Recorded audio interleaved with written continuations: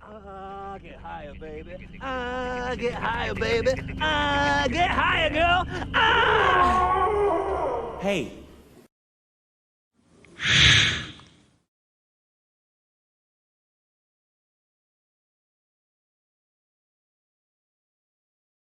Hello, everybody, and welcome to Knights of the Pageless Library. This is a podcast where we review audiobooks.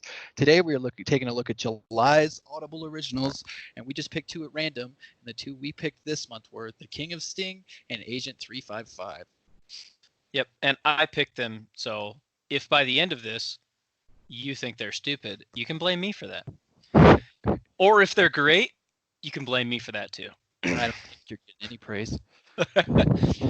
If someone did want to give us, some hate or some praise, you could always email us, kotpl.pod@gmail.com. Still waiting on some hate mail. Yeah, we have had some nice mail, actually. We do. We got one email from our Aunt Tanya, and again, we greatly appreciated it. So if anybody wants to be our second piece of real mail, we would welcome it. So, yeah, before we even get started, I do want to give a quick thank you and shout out to our own mother for essentially getting us into audiobooks. I feel like we mentioned this early on in the podcast, but she tells me we didn't. So we'll just do it. She's said that to me before, too. So we'll just do it now. We'll give the formal thank you to our mother for essentially getting us into audiobooks, because she really did. She has listened to them for a long time, and basically after she would finish a book on tape, we would take it and we would listen to it. So it really is where we got our start and our roots in all things that are audiobooks. Yeah, thank you, Mom. Yes. Thank you, Mom, and thank you for continuing to share your Audible account with us. It still really helps. Yeah, it's the best. All right. So with that, let's get into the July Audible Originals. Again, we just picked two at random. I believe you can still get all 8 that are available for free due to the pandemic some stuff. in there too, though, from like past months. And that could be, but I do believe we just picked 2 because normally it's only you pick 2 out of like 6 titles. So we're just sticking with that because, well, one, because we don't think we'd be able to finish 8 books and then review all 8 of them for the podcast in a decent amount of time. So we just picked 2 at random, and I picked these 2 this month, as Bo said. So, yeah, with that, let's get into this. Which one of these 2 do you want to talk about first, Bo? Let's go in the order I listened to them. So let's go with The King of Sting first. Okay. I also listened to The King of Sting first. All right. So it's actually not The King of Sting. That's probably why. You're right. It is King of Sting. Right. King of Sting, the story of Australian con man Peter Foster, by Justin Armsden, Bronwyn Reed, Hamish MacDonald, and narrated by Justin Armsden. This book is 5.5 hours long, and I believe, if I'm not mistaken, this is brand new this year. Yep, released this month, brand new this month. Yeah, I think it debuted on Audible Originals. Right. So, let's see. Is Justin Armsden known for anything else? Nope. Well, he's a podcaster is what he is. And this is another one, like if you've listened to our other ones, like about, what's it called? Body of Proof. It's basically like a... Nut Jobs. Yeah, I couldn't remember what that one was called. Mm-hmm. It's basically like it's like an investigative story, basically, is what it is. And it's not so much an audio book as it is like him interviewing other people, and then sometimes him just talking to you directly. Right, and this is another one that directly says Audible Original Podcast, I'm pretty sure. Yeah, which is, I don't know how I feel about that. I don't know either. We'll get into that after, I think, but that is something I think should be addressed. So, this book, if you were to purchase it, like we said, for July, it is free, but if you were to purchase it, it looks like it is $8. It's not that bad. No, I mean, for 5.5 hours of content, it's probably a pretty reasonable price. I mean, we'll let you guys decide after we give our, our overall thoughts and recommendations on it. But I think price-wise, that's not terrible. So what do you think? Easy to follow, easy to listen to? Kinda. Okay. I actually fully understand that. So yeah. Do you care to elaborate a little bit? Yeah, I mean, I just compared to like the other podcasts books, I feel like this one is presented in a very strange way. For sure. And I don't know, I got lost in the minutia sometimes because I feel like he's talking about like 4 separate things, but he's making it sound like he's coming at it from one angle when he's not. Does that make sense? To me, yeah, it does actually. And I agree. So on the surface, you're pretty much going to understand what the whole book is about within the first 10, 15 minutes. You're going to understand what they're going for. However, throughout the entire thing, I got lost a few times. I really did. As far as like, I almost felt like there was a couple of little side roads that it takes, and then they kind of wrapped it up, and then they moved to something else, and I was like, wait, what was the point of that? I know that happened to me a lot. So, I mean, I get it. It is easy to listen to, but I think it is a little bit more difficult to follow. So I think that Justin Armstrong does a decent job as far as the narrator goes, and I think that the interviews are pretty well done. Some of them are like recorded phone calls, so they're a little bit harder to hear. Some of them are like hidden recordings, which are also a little bit harder to hear. And weird, like I feel like he doesn't give enough context sometimes when those come up. Some of them not at all. Yeah. Yeah. I mean, but yeah. So overall, I think it's pretty well produced, which is pretty expectable, obviously, from Audible stuff at this point. So overall, yeah, it's a little hard to follow, and if you're trying to do other things while listening to this, you might find yourself completely lost as to what's actually going on. Yeah, I don't. Okay, recommendations? Let's go to that. What do you think? I didn't really like this one, actually. I basically thought it was kind of just a slander piece against this Peter Foster dude. I hated this. Okay. All right. And I think that's fair, because I don't know if you feel the same. I just felt like it was 5.5 hours of slander against this dude, which I realized in the first 20 minutes, yeah, this dude's a piece of shit. So yeah, but you don't need to spend another 5 hours telling me this dude's a piece of shit. I get it. It was such a roundabout way, and like the things that he was like, this is damning evidence. To me, it's like, I don't know. I'm okay, I guess. Yeah, no, but I said the same thing for sure. Because there's a couple points of the story. It was like, we put the nails in the coffin for Peter Foster right here, and it's like, did you though? Like, right. What? Like, it's pretty circumstantial. Most of the stuff you're talking about, like, I don't know, man. Right. Well, and there's a reason this dude ain't in prison, because clearly there was no nail in the coffin. So, okay, just spoiler walls off here. So now you got both of us pretty much not recommending this one. I definitely, we say the $8 price tag is not bad for a 5.5 hour story. However, I wouldn't recommend paying for this one. No, I think the only way you listen to this is like, if somehow it's the only thing your grandma has to listen to, and then the internet's out, then you listen to it. Yeah. Yeah, like if this is the only thing you had downloaded when you went to your grandma's house and she don't have internet, go ahead, listen to it. But other than that, don't. I think there's other Audible originals you could pick to spend your time better. So the crux of this whole story basically is that this Justin Armstrong guy is trying to prove this Peter Foster is a con man, essentially what the title says. But he's And been following him for like 8 years, right? yes, yeah. So a lot of the evidence in this book, like the audio recordings and the phone calls and all that stuff, it's a lot of evidence that he has gathered over the years. But like you said, Bo, none of it stood out to me as like, oh yeah, that guy should be in prison.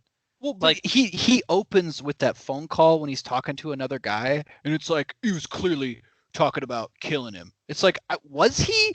Because what does he say? He's like there's a public event and then a behind curtains event. That's all he says, and they right, play that clip like 15 times throughout this whole story. right, And and even in the beginning, I was like, what, what? That doesn't seem that damning to me. exactly. Yeah, because and actually the way the conversation goes is that it almost sounds like he's talking about a business proposition. Yeah. Because he says like there's a public side of it and then there's a side that nobody knows about. And that's the whole thing you get. So then when you get a little bit more context, the way he says it in the beginning, like you said, it sounds like he's talking about killing someone. But then you listen to it a little more and you're like, no, it almost sounds like he's talking about a business idea, just that there's two sides to the business. There's the public face and then there's the side that nobody knows about. And then he talks about he's like known for being abusive, and he's like it's like another like recorded phone call, and he's not even mean to the other guy. Like I didn't even understand why he brought that up. I didn't really understand it either. So, and then some of the evidence in here for the fact that he's like a piece of shit is that he like manipulated a couple of younger gals while they were young. He basically took them and he made them like the poster child of what he does. And usually how he makes his money is he sets up like it's usually like nutrition stuff, like fat loss, stuff that most people are willing to bite on. And then he gets a bunch of investors to invest in this idea. And basically what this book is accusing him of is that he supposedly he takes these people's money and then he never actually makes a product or distributes a product, and then he keeps their money. Yeah. So he's like got millions and millions of dollars of other people's money that they've given to him as an investment, and that he never really does anything with the money is the gist of it, basically. Yeah, but you just saved somebody 4 hours. Right, and that's essentially the whole story. And then after he collects everybody's money on one idea, he disappears for a little while, and then he pops back up and he does it all over again to get a bunch of money again. Yeah. And apparently none of it is bad enough though to get him put in prison, because he ain't in prison. So No. And apparently none of it's bad enough for people to not do it over again, because apparently he's done it multiple times. How did you feel about the end part when he's like, I know I won't be able to be there when they finally arrest Peter Foster, and I feel so lost. It's like, what are you talking about, dude? Yeah, I don't get it. I didn't, dude, he was trying to make it like a sentimental moment. And it's like, I feel like you're involved in something. You think you're way more involved in something that other people do not even care that you're doing. Exactly. I don't know. I agree too. I didn't really like that. And I don't know, like supposedly he interviews this gal who was like one of Peter Foster's first like poster childs for this thing he was doing, and apparently she was young, and he ended up having she ended up pregnant while they were like during this whole thing, and she had twins that are supposedly Peter Foster's. There is zero proof in this, by the way, that they are his. She's just saying that. So, but they don't even dwell on that for very long. Like I was weird to me that they talked to her about the kids for like 2 seconds, and then they never, like, he brings it up, but they never talk to her again about it again. Right. I thought it was weird. I thought that was weird too. Yeah, because that's what I'm saying. Like, you would think that'd be a huge deal, that like, hey, this guy, he's got these kids, he's done nothing to take care of them, blah, blah, blah. But they don't dwell on that at all. So that's what makes me wonder. It's like, are they really his kids, or is she just trying to kind of poke the nest because she knows this guy has a lot of money. So I don't know. I didn't like it. I will I agree didn't with you. like it either. I didn't like it at all. It was a horrible pick, and I did pick it at random. So It happens. It happens. I feel like honestly, when you're picking Audible originals, it's pretty hard to pick good ones. yeah. So definitely though, like we said, yeah, I understand. I know it's free, but there's like 7 other choices you could make, and I think any one of them is probably better than this one. I agree. So with that, let's move on to our next book that we picked, Agent 355 by Marie Benedict and narrated by Emily Rankin. Yeah, and this one also came out this year, if I'm not mistaken. Yes, it did. It is brand new this year. So, let me see. I've lost my train of thought completely here. Help me out here, Bo. You want to talk about Marie Benedict? You want to talk about her? Yes. She mostly writes like historical fiction from like a female perspective, and she writes about like big historical events from like the women's perspective in that scenario. Sure. That's what She I mean. also- That is what she's known for. Right, which this book is considered historical fiction, even though it is about real events technically. The idea behind it is fiction, basically, or it can't be proven as it was fact, so it's considered historical fiction. This is only 2 hours and 7 minutes. So it's fairly short. It's actually very short. Yeah, 2 hours is a very short audiobook in my opinion. And this is free for July, obviously, but if you were to buy it, it is $7. Damn, this book's $7. Yeah, which is a bit high in my opinion without giving away anything about my recommendation. That's pretty high for a 2-hour book, but Yeah. It better blow my socks off. Let's just say that. So yeah, like as Ryan already said, like this is a historical fiction. It's like based in like the revolutionary times. Like it's still in the times, like if you are an American and you know things about American history, like when American people had to quarter the British soldiers, so they actually had British soldiers in their house. right. Because there was still, during the Revolutionary War, there were people who were still aligned with Britain, basically, because not everybody wanted to, secede from Britain. So that's essentially what a lot of the story is about. What did you think about the narrator? How do you think she did in this one? It's fine.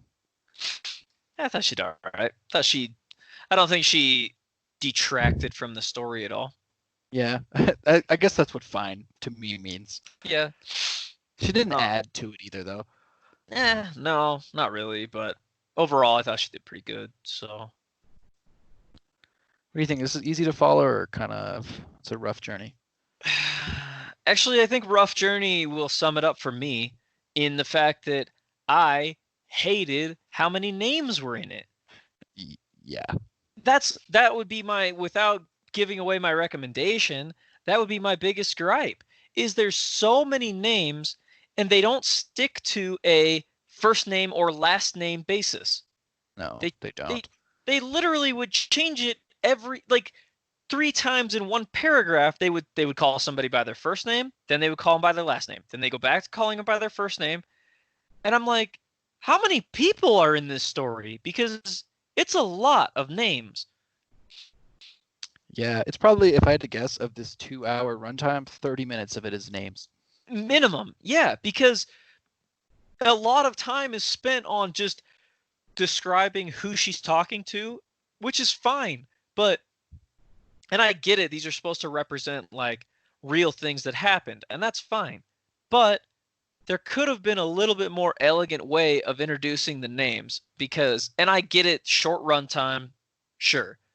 But it just gets a little convoluted because at some points I was like, okay, I have no idea who she's talking to. I don't know who these people are. So let's get into our recommendations then. What do you think, Ryan? Is this one good? Is this a good pick for July? I didn't hate the premise of this story, actually. I kind of liked the idea of this story. However, because of how muddy it got with the names and with how hard that made to follow what was actually going on, I don't really know that I would recommend this one. I hated this one. Oh no, you hated this one too. Oh yeah, this one I hate actually Dang. more than I King of Sting. so even worse. Oh, Oh man. yeah, this book is a dumpster fire. Man, I picked some stinkers for I July. mean, we'll get into it a little bit later, but like I think you've hit the main things. This book is a lot of talk and like zero action, Sure. and And yeah, it just really bothered me that like they would like set up these events, and then they'd be like there would be like a sentence about what happened after, like whatever she did. But yes. that was it, and they wouldn't even talk about it again. Right. And Yeah. it was like it was really bothering me. Like I don't know. It's like this is supposed to be like a book about like a spy for the Revolutionary War, and it really felt like it was more like a Handmaid's Tale kind of like not like Pride and Prejudice almost, just like about like how it is to be a fancy lady. Yes, I agree with that. So let's get past the spoiler wall here. So probably don't even bother with your 2 hours, folks. I mean, there's 6 other choices that we didn't get to look at, and both of these books are just not recommended from us. I mean, they're free, yes, but The time investment is not worth it. right. So I mean, so the way that this is basically the reason this is historical fiction is because our main character, this Elizabeth Morris, there's no real way to prove she was real, basically. So the author's justification for this story is that there was an Agent 355, and they know it was a woman, but they don't know who it was. So, and basically what this Elizabeth Morris was doing is, like Bo said, her family was quartering British soldiers, and she was basically sneaking any information she could get to the revolutionary soldiers, basically. So she becomes part of this Culper ring, is what it was called, which is supposedly a real thing that happened during the Revolutionary War. This was a group of espionage people that were passing information about the British to the revolutionary soldiers during the war to help with the formation of the United States, essentially. But I think you hit the nail on the head with this one, though, as far as like they get these huge setups, and then it's like, and then he didn't show up to the party that night, so she knew he had been killed. It's like what? Huh? And then it's constantly just her patting herself on the back. I did that. I got that guy killed or whatever. It's like, okay. Yeah, and it's also a love story too, I guess. Yeah, I mean, I guess. But it's so flimsy. Like you don't even really see them like falling in love. It's just like all of a sudden one day she's like, I've been visiting the fabric shop more frequently just so I could see him, and I knew that I loved him. It's like, okay, what? Right. You like had just started talking to this guy 2 paragraphs ago. Right. And then it also like I didn't like the fact that she ends up getting found out. She gets put on the prison ship, and then it's like, and then 9 months later she has her baby, and I'm like, yeah, but like that transition you did was actually smoother than what the book did. The book is just like all of a sudden it's like I have a baby in my arms. It's like, where did that come from? Yeah, you're right. I honestly think this could have been a better story if it had been given a little more time. 2 hours was not enough time to tell this story. There's a lot of meat here, and I feel like you just start to skim the surface of what was going on, and then it's over. Like, there's just not enough there's actually not enough depth in this one to make it really interesting. No, I 100% agree. But it's like masquerading. I think it's this like deep book, but it's not. Right. And I have no problem whatsoever that like it's a strong female story, like she's putting her life on the line, all this stuff. That's great. That's why I'm actually saying I'm more disappointed in the fact that they only gave it 2 hours. Like, if anything, I would think this could have been stretched out over like 5 or 6 hours and been given a lot more depth so that we could more understand and more get to know these characters. Other than, like I said, I don't know how many times they would say a name as if I'm supposed to know who that person is. Yeah, And I'm like, there's a lot of names. that was my number one issue with this, is how many names there were. And that's fine, because that, if these are based on real events, those are probably real people. But give me some more time, you know, say a name more than once in the whole story so I can know who that person is. Yeah, I 100% agree. So there you have it, folks. Apparently my picks for July were pretty poor. Yeah, but it's not your fault. But now, hopefully our listeners are armed with that knowledge, and we made the mistakes so they don't have to. Yeah, So- I hope so. So yeah, do yourselves a favor and maybe pick one of the other 6 Audible Originals for July. I mean, you could download these if you want, but I don't know. If you're really hurting for stuff to listen to, I guess. Right. But don't say we didn't tell you so. Yeah, can't complain. It's too late. Unless you really want to, you could send us an email and complain about it. True. You could always email us at kotpl.pod@gmail.com and yell at us as much as you like. That's right. You could head over to YouTube, and if you like the content we're putting out, go ahead, like, comment, and subscribe over there. I'm trying my best to upload each of these audio files to YouTube. You know, somebody's got YouTube Plus or whatever, they could listen to it over there. Oh yeah, that's true. Spotify, we are on Spotify now, Knights of the Pageless Library. Twitter, @Pageless Library. Facebook, Knights of the Pageless Library. We're on Discord and Reddit as well. So if anybody's interested, please let us know. We're here for you.